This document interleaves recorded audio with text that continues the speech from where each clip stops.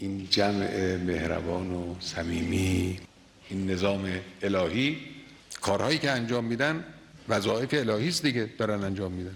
زیر این ظاهر چی هست؟ ابن زیاده های زمان موجود یعنی این حاضر، یک، دو.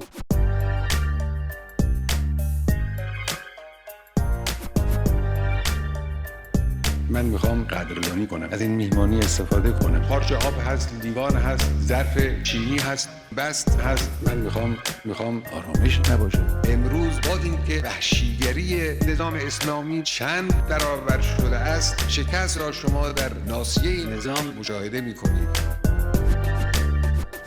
مردم از ته دل از رئیس جمهور، از رهبری متنفرند، از امام متنفرند.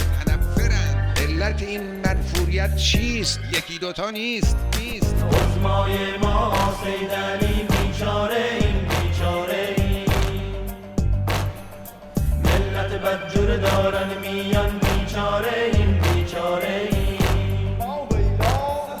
ماها دیگه حال نداریم واسه نظام کاری کنیم، ماها دیگه حال نداریم واسه نظام کاری کنیم، هیچ جا نداریم در بریم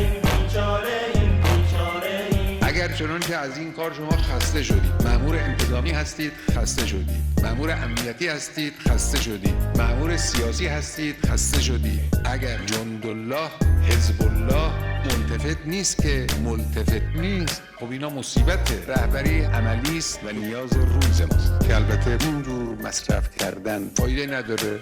ما باید تزریق کنیم، تاثیر خیلی زیاد داره. عظمای ما سید علی بیچاره این خب اینا مصیبته. ملت بدجور دارن میان بیچاره این اگر دستی دراز شده باشه که یک دستکش مخمل روش باشه اما زیرش یک دست چدنی باشه، اون دست خود بنده است. بنده با چنگال‌های خونین خود راه شمرها و یزیدها و امام رو تعقیب میکنم. مأمورین این دستگاه از صدر تازه‌ای اهل تجاوزن، اهل دستاندازی به ثروت دیگرانن. امتیازات دولت مردانم از همین قبیل که با قمه با شما این ملت رو بکوبن. چرا؟ چون حکومت و ولایت با جدیت احساس ضعف میکنن، احساس شکست میکنن. ببینید شقاق و شکاف صورت گرفته، قیامهایی صورت گرفته. اینا خطرناکه ها، شوخی نیست. عظمای ما سید علی بیچاره این اینا خوبه؟ ملت بدجور دارن میان بیچاره این انشالله اشتباهه.